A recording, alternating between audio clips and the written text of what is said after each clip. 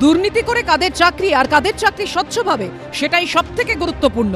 যোগ্য অযোগ্য পৃথক করা সম্ভব হলে সেটাই করা উচিত, নয়তো পুরো প্যানেল বাতিল করতে হবে। এসএসসি চাকরি বাতিল মামলার শুনানিতে বুধবার এমনই তাৎপর্যপূর্ণ মন্তব্য করলেন সুপ্রিম কোর্টের প্রধান বিচারপতি সঞ্জীব খান্না এবং বিচারপতি সঞ্জয় কুমারের বেঞ্চ, যার ফলে মেধার ভিত্তিতে যারা চাকরি পেয়েছেন তাদের উদ্বেগ উৎকণ্ঠা আরও বাড়ল। যারা মেধার বাইরে টাকা দিয়ে ঢুকেছে তাদের বাদ দাও, যাদের টাকা এসএসসি অথবা সরকারের লোকেরা নিয়েছে তাদের বাদ দাও। যদি না পারে এই অপরাধের দায় এসএসসি সরকারের প্রাতিষ্ঠানিক দুর্নীতি। গ্রুপ ডি এবং নবম দশমের শিক্ষকদের হয়ে বুধবার সওয়াল করেন আইনজীবী মুকুল রোহতাগি। আইনজীবী বলেন, হাইকোর্টের রায়ে যারা চাকরি হারিয়েছেন তাদের মধ্যে যারা নির্দোষ তারা তো সবচেয়ে বেশি ক্ষতিগ্রস্ত হয়েছে। তখন প্রধান বিচারপতি সঞ্জীব খান্না বলেন, আমরা এটা বলে আসছি যে যদি যোগ্য অযোগ্য পৃথক করা সম্ভব হয় তাহলে সেটাই করা উচিত, কিন্তু যদি আলাদা করা সম্ভব না হয় তাহলে পুরোটাই উড়িয়ে দেওয়া হবে। আমাদের একজন সঙ্গী এই শোকে মারা গেছেন।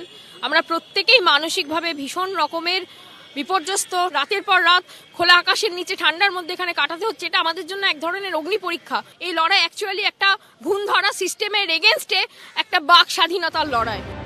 চলতি বছর 8ই জানুয়ারি সিবিআই যে সাপ্লিমেন্টারি চার্জশিট পেশ করেছিল এবং তাতে নীলাদ্রি দাসের যে ভূমিকা তা উদ্ধৃত করেন আইনজীবী। তখন আইনজীবীর উদ্দেশ্যে প্রধান বিচারপতি বলেন, আমরা কোনো নির্দিষ্ট অংশ নেব না, পুরোটাই নেব।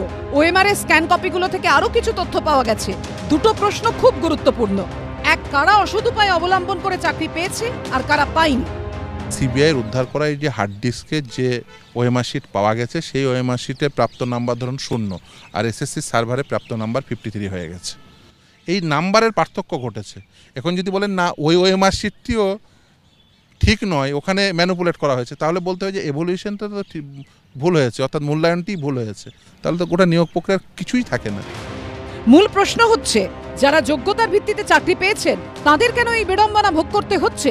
এসএসসি কেন দুধ ও জল আলাদা করতে পারছে না? রাজ্য সরকারকে ভরসা করতে না পারলে কার উপর ভরসা রাখবে সাধারণ মানুষ? যারা দুর্নীতির সাথে যুক্ত বা কোনো রকম দুর্নীতি করেছে, মদত দিয়েছে, তাদের দৃষ্টান্তমূলক শাস্তি হোক, কিন্তু যোগ্য যারা আছে, যাদের আমাদের 17 দফার মধ্যে কোনো জায়গায় নাম নেই, আমাদের কি কারণে চাকরিটা যাবে? বুধবার আদালতে গ্রুপ সির চাকরিজীবী যারা হাইকোর্টের নির্দেশে চাকরি হারিয়েছেন তাদের আইনজীবী বলেন, সংশ্লিষ্ট মামলায় কোনো গুরুতর তদন্ত হয়নি, তবুও তারা চাকরি হারিয়েছেন। আইনজীবীর আর্জি তদন্ত করে দেখা হোক গোটা বিষয়টা অস্বচ্ছ নাকি নয়। তিনি আরো বলেন, কারো কারো বেনিয়মের জন্য সবাই কেন ভুগবে? যারা অনিয়ম করেছে তাদের অবশ্যই যাওয়া উচিত, যারা পেছনের দরজা দিয়ে ঢুকেছে তাদের পেছনের দরজা দিয়েই বেরিয়ে যেতে হবে। তখন এক আইনজীবীর উদ্দেশ্যে প্রধান বিচারপতি খান্না বলেন, আপনার বক্তব্য মেনে নিচ্ছি, কে যোগ্য এবং কে যোগ্য নয় তা আলাদা করা সম্ভব। পশ্চিমবঙ্গের শিক্ষাক্ষেত্রকে ধ্বংস করা এবং এতগুলো যুবক যুবতীর জীবন থেকে 8-10 বছর কেড়ে নেওয়া এবং যাদের বেআইনিভাবে চাকরি দিয়েছেন তাদেরও আবার অনিশ্চয়তার দিকে ঠেলে দেওয়া, আত্মহননের থেকে ঠেলে দেওয়ার দিয়ে যে পশ্চিমবঙ্গে আগামী দিনে চরম অরাজক অবস্থা তৈরি হতে চলেছে, তার জন্য দায়ী হচ্ছে তৃণমূল সরকার।